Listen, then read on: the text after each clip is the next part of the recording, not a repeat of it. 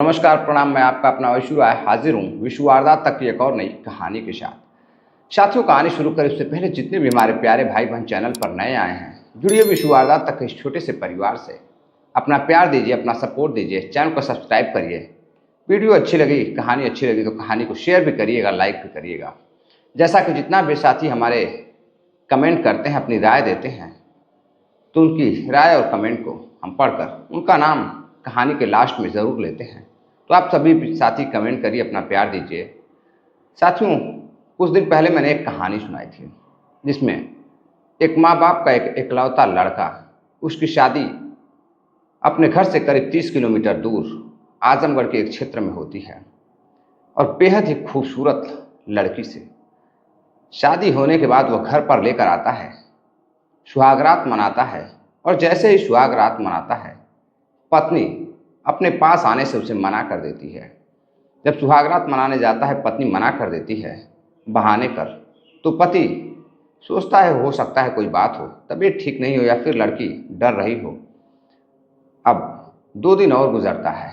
उसकी पत्नी उससे कहती है कि एक काम करो कि जो नया वाला मकान बन रहा है, चलो वहाँ चल के रहते हैं, यहाँ पर लोग हैं, मुझे बहुत डर लग रहा है।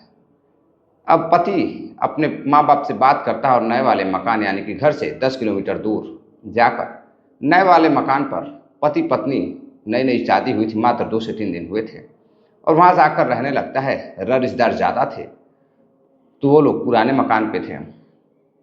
अब जैसे ही रात होती है, अगले दिन सुबह उसके पति की लाश मिलती है। पुलिस जांच पड़ताल करती है कि आखिर ऐसे कैसे हो सकता है, महज शादी को 2 से 3 दिन हुए थे और उसका कत्ल कर दिया गया था। पत्नी से पूछताछ करती है पुलिस, तो पता चलता है कि रात में 2 लोग आए थे, वही बुला कर ले गए थे, शायद गांव के लोग थे। लेकिन पुलिस को कहीं से कोई क्लू नहीं मिल रहा था और जब पुलिस कॉल डिटेल्स खंगालती है तो पता चलता है कि पत्नी ने यानी कि जो नई नवेली दुल्हन थी, उसका किसी से पहले प्रेम संबंध था। उसने ही अपने आशिक को बुलाकर अपने पति की हत्या करवा दी। अब उस नई नवेली दुल्हन को ना पति नसीब होता है और ना ही आशिक नसीब होता है। बेचारा आशिक भी जेल जाता है और पत्नी भी जेल जाती है। ये तो थी एक पति पत्नी को शर्मसार कर देने वाली एक छोटी सी कहानी। लेकिन साथियों, जो आज मैं आपको सच्ची घटना सुनाने जा रहा हूँ, इस घटना को सुनकर आपके रोंगटे खड़े हो जाएंगे। आपके मुंह से सिर्फ यही आवाज़ निकलेगी कि उस चुड़ैल को फांसी दे देनी चाहिए, उसे तो मार डालना चाहिए। दरअसल साथियों, मैं बात कर रहा हूँ बिहार के मुजफ्फरपुर की। बिहार के मुजफ्फरपुर में एक जगह लगती है मिठनपुरा थाना। मिठनपुरा थाना के अंतर्गत एक कॉलोनी आती है, रामबाग जानकी वल्लभ शास्त्री मार्ग। उसी कॉलोनी पर एक बेहद ही हंसता खेलता परिवार रहता था। परिवार में एक पति जिसका नाम मनोज रहता है और उसकी पत्नी काजल, और एक किराएदार ऊपरी मंजिल पे रहता था। डॉक्टर था वो, अक्सर कर रोज़ाना सुबह अपने ऑफिस यानी कि अपने हॉस्पिटल चला जाता था और शाम को लौटता था, और पति भी दुकान की देखरेख करता था। 24 अगस्त शाम हो रही थी। एक कबाड़ी वाला कबाड़ी बिनने जाता है। जैसे एक कबाड़ी वाला कबाड़ी बिनने जाता है तो घर के पीछे जब जाता है मनोज के, तो वो देखता है कि घर के पीछे एक रेड कलर का बैग पड़ा हुआ है, सूटकेस पड़ा हुआ है।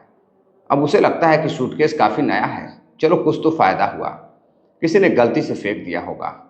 लेकिन जब वह सूटकेस को खोलता है तो वह सन्न रह जाता है। दरअसल साथियों, जैसे ही वह सूटकेस को खोलता है कबाड़ी वाला, वह चिल्लाने लगता है, चीखने लगता है।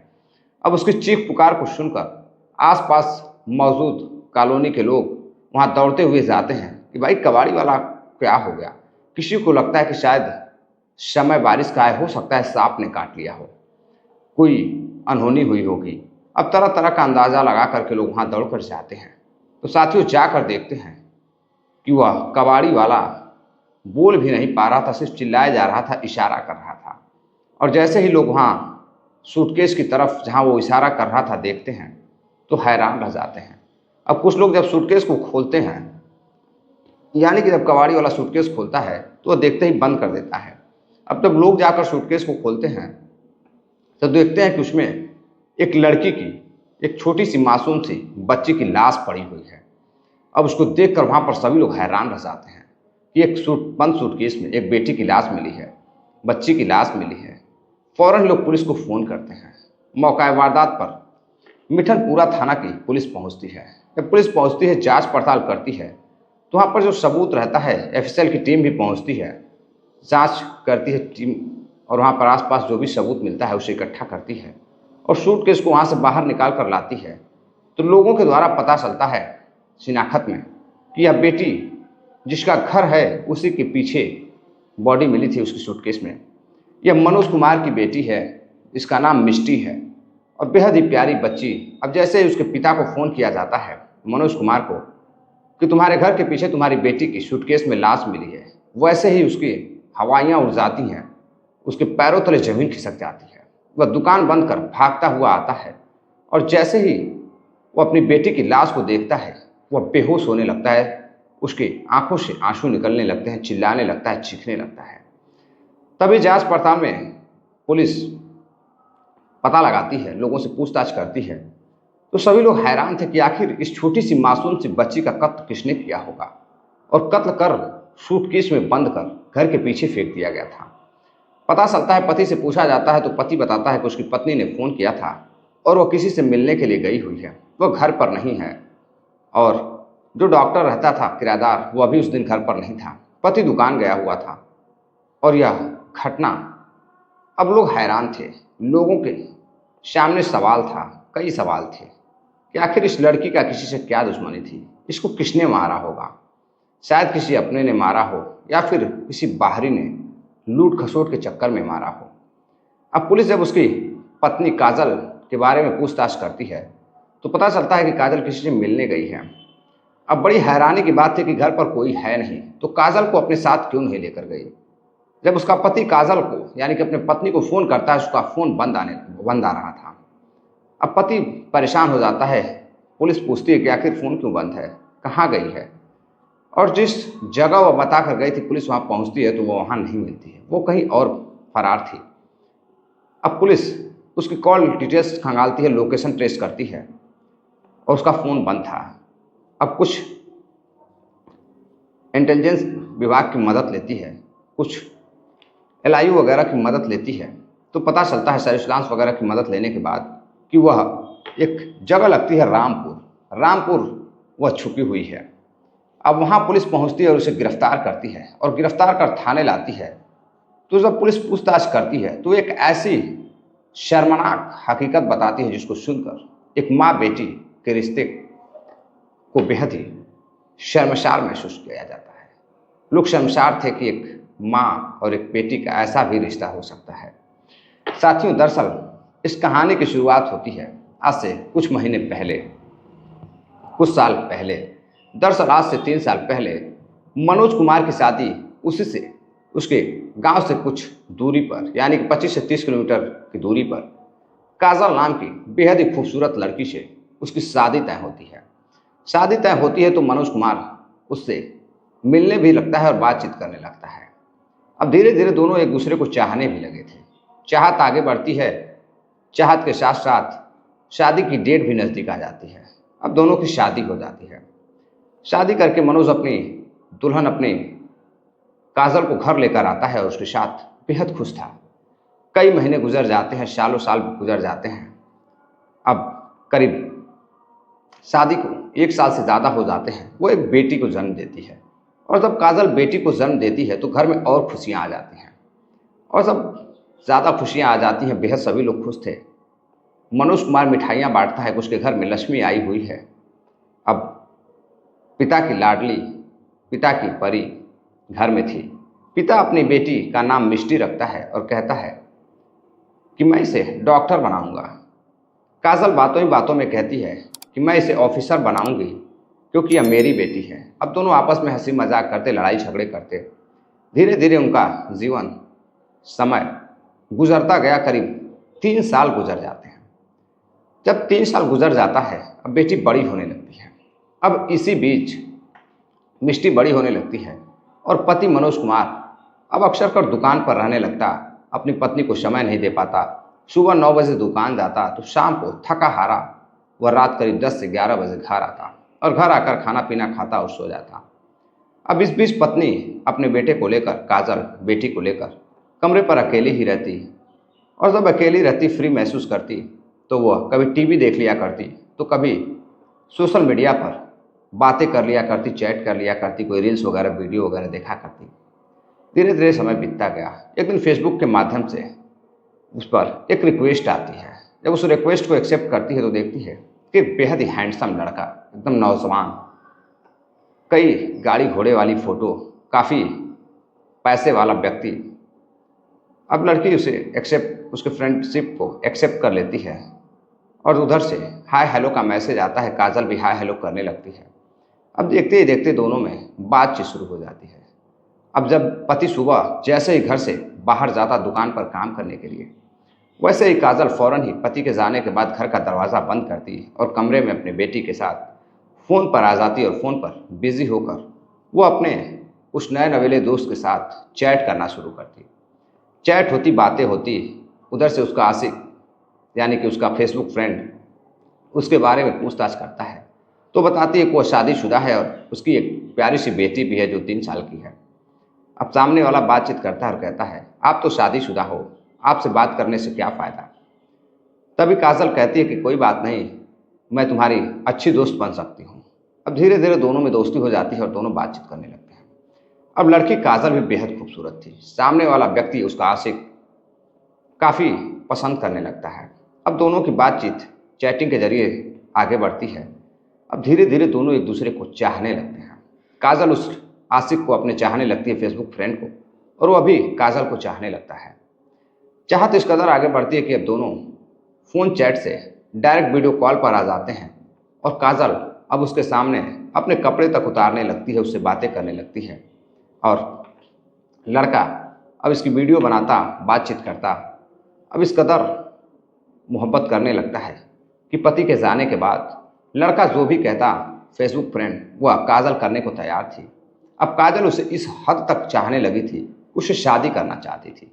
लड़का भी उसे अपनाने को तैयार था। अब एक दिन काजल जब उससे बातचीत करती है तो वो मिलने के लिए बुलाती है। पति के जाने के बाद उसका प्रेमी आता है, उससे मिलता है, उसके साथ समय व्यतीत करता है और फिर चला जाता है। अगले दिन जब उससे बातचीत करती है तो वह कहती है कि वो उसके साथ रहना चाहती है, उससे शादी करना चाहती है। उसका प्रेमी जो उसका आशिक रहता है वो कहता है कि देखो, शादी तो मैं तुमसे कर लूँ, लेकिन तुम शादीशुदा हो और तुम्हारे पास एक बेटी भी है। मैं तुम्हें तुम्हारी बच्ची के साथ नहीं अपना सकता। तुम अकेली रहती तो मैं अपना भी लेता। अब बातचीत होने लगती है। अब लड़की कई बार कहती है कि ठीक है, कोई बात नहीं, मैं बेटी को छोड़कर चली आऊँगी। लेकिन फिर भी प्रेमी उसके साथ मज़े करता, समय व्यतीत करता, शारीरिक संबंध बनाता, लेकिन शादी करने के लिए तैयार नहीं होता। अब एक दिन उसकी पत्नी को यानी कि काजल को लगता है उसके प्रेम संबंधों में उसकी बेटी रुकावट बन रही है। वो अब इस कदर उसके चाहने लगी थी अपने प्रेमी, अपने आशिक को, फेसबुक फ्रेंड को, कि अब उसके लिए किसी हद तक जाने को तैयार थी। वो अपने पति का कत्ल भी कर सकती थी, अपने बेटी का भी कत्ल कर सकती थी। अब वो अपने प्रेमी से बातचीत करती है और कहती है कि ठीक है, मैं कल अपनी बेटी को छोड़कर हमेशा के लिए मैं तुम्हारे साथ आने के लिए तैयार हूँ और मैं आने वाली हूँ। अब उसका प्रेमी बेटी को छोड़कर अकेले अपने पास आने के लिए तैयार थी, लेकिन काजल जैसे ही 23 अगस्त शुक्रवार का दिन सुबह पति काम पर जाता है, वैसे ही वह बैठकर क्राइम पेट्रोल जैसी वीडियो देखती है। वीडियो देखने के बाद वह अब कत्ल का तरीका खोजती है। अब वह प्लान बनाती है। प्लान के तहत वो बचना चाहती थी कि कोई किसी को कुछ पता भी न चले। पति 24 तारीख को जब अपने दुकान पर चला जाता है तो पत्नी रात को ही, शाम को ही अपने पति से, मनोज कुमार को फ़ोन करती है और कहती है कि देखो जी, मैं एक दोस्त के घर जा रही हूँ, मैं कल लौटूंगी। अब जैसे ही कल लौटने की बात होती है, उधर पत्नी अपने बेटी को कमरे में लेकर जाती है और किचन में सब्जी काटने वाले धारदार चाकू लेकर आती है और अपनी बेटी का गला रेतकर हत्या कर देती है। और गला रेतते वक्त उसके हाथ भी नहीं कांपते हैं, क्योंकि उसे क्षणिक सुख की आवश्यकता थी। उसे हवस चढ़ी हुई थी, वो हवस के नशे में चूर थी। उसे अपना पति प्यारा नहीं था, बेटी प्यारी नहीं थी, उसे वह फेसबुक फ्रेंड प्यारा था। अब इधर वो अपनी मासूम सी बेटी का, जिसको उसने 9 महीने पाल पोस कर बड़ा किया था अपने पेट में, उस बेटी का वह बेरहमी से कत्ल करती है और कत्ल करने के बाद घर में पड़े एक सूटकेस में पैक करती है और पैक करके छत पर लेकर जाती है और छत से पीछे कबाड़खाने में अपनी बेटी को बंद सूटकेस में फेंक देती है और फिर नीचे आती है और आकर पूरे घर की सफाई करती है और फिर अपने पति को फ़ोन करती है और कहती है कि वो अपने दोस्त के घर जा रही है, वो परेशान ना होगा। उसके बाद वह अपने दोस्त के घर चली जाती है, यानी कि अपने प्रेमी के घर चली जाती है। और इधर पति को पता भी नहीं था कि कौन से दोस्त के घर जा रही है, कहाँ जा रही है। वो अपने प्रेमी के घर जाती है और प्रेमी बाहर बुलाता है और उसे लेकर अपने बहनोई के यहाँ चला जाता है और बहनोई के यहाँ लेकर जाकर वहाँ उसे शादी करने वाला ही होता है। तब तक इधर उसकी बेटी की लाश बरामद होती है और बेटी मिष्टी की लाश बरामद होती है तो सभी लोग हैरान थे। अब पुलिस लोकेशन ट्रेस करती है, उसके पत्नी को गिरफ्तार करती है। जब उससे पूछताछ करती है तो वह बताती है कि इसके बारे में उसके प्रेमी को भी नहीं पता था कि उसने अपने ही बेटी का, अपने ही 3 साल की मिष्टी का कत्ल कर वह उसके पास आई है। प्रेमी बताता है कि उसने ऐसा करने के लिए कभी नहीं कहा था, सिर्फ उसने यही कहा था कि वह शादीशुदा है और एक बच्ची की माँ भी है तो वह उससे शादी नहीं कर सकता है। अब जब प्रेमिका काजल से पूछा जाता है तो काजल कहती है कि मुझे लगता था कि मेरी बेटी की वजह से मेरा प्रेमी मुझसे दूर जा रहा है, इसलिए मैंने अपने बेटी का कत्ल किया और फिर अपने प्रेमी के पास चली गई। अब शायद वो अनजान थी अपने कानून से। अब उसके नसीब में ना ही उसका पति है, ना ही उसकी मासूम सी बेटी जिसका खुद एक माँ ने ही कत्ल कर दिया, और ना ही उसका प्रेमी भी उसे छोड़ देता है। और पुलिस उसे गिरफ्तार करती है और गिरफ्तार कर साथियों अपनी ही बेटी के जुर्म में एक माँ को पुलिस जेल भेज देती है। अब इस घटना की जानकारी जब लोगों को न्यूज़ मीडिया के माध्यम से मिलती तो लोग बड़े हैरान थे कि आजकल के जवान लड़की लड़कों को क्या हो चुका है। पति के रहते हुए सारी इच्छाएं पूरी हो रही थी, क्षणिक सुख भी पूरा हो रहा था, फिर भी किसी और से मोहब्बत शादी के बाद भी, और उसके बाद अपने ही मासूम से बेटी का कत्ल, यह कहाँ तक जायज़ है। काजल ने ऐसा किस लिए किया, क्या ज़रूरत थी उसे किसी से मोहब्बत करने के लिए, उसका पति खुद घर पर था। अब लोग तरह तरह की बातें करते, लेकिन एक मासूम सी बेटी का कत्ल हो चुका है और मोहल्ले में सभी लोग सदमे में हैं। बेहद ही प्यारी सी बेटी, उधर पिता की हालत बेहद ख़राब है मनोज कुमार की, और उसके घर वाले भी बेहद परेशान हैं कि एक ऐसी कलयुगी डायन, एक ऐसी दरिंदगी करने वाली बहू घर में थी, एक ऐसी पत्नी साथ में थी जिसका किसी को अंदाज़ा भी नहीं था कि वह एक दिन अपने ही बेटे का, जिसको जन्म दे रही है, उसी का गला घोट देगी। तो साथियों, ये थी पूरी कहानी। कहानी को सुनाने का उद्देश्य आपको जागरूक करना है, किसी को हैरान करना या परेशान करना नहीं है। चलते चलते कुछ साथियों ने कमेंट किया है जिन्होंने अपना नाम लेने की अपील की है, जिनका नाम है सुरेश उपाध्याय हैं, अभिषेक मधुकर हैं, पुनीत सिंह हैं, राहुल सिंह हैं, विनीत विपिन सिंह हैं, उमेश कुमार मदेशिया हैं, सतीश कुमार गुज्जर हैं, सोहन लाल सेठिया हैं ब्यावर राजस्थान से। आप सभी साथियों का बहुत बहुत धन्यवाद। साथियों, कहानी को ज़्यादा से ज़्यादा शेयर करिएगा ताकि ज़्यादा से ज़्यादा लोग इस कहानी के बारे में जान सकें, सुन सकें और समझदार बने। मिलते हैं एक और नई कहानी के साथ, तब तक के लिए आप अपना ख्याल रखिएगा, अपने परिवार का ख्याल रखिएगा। नमस्कार, जय हिंद।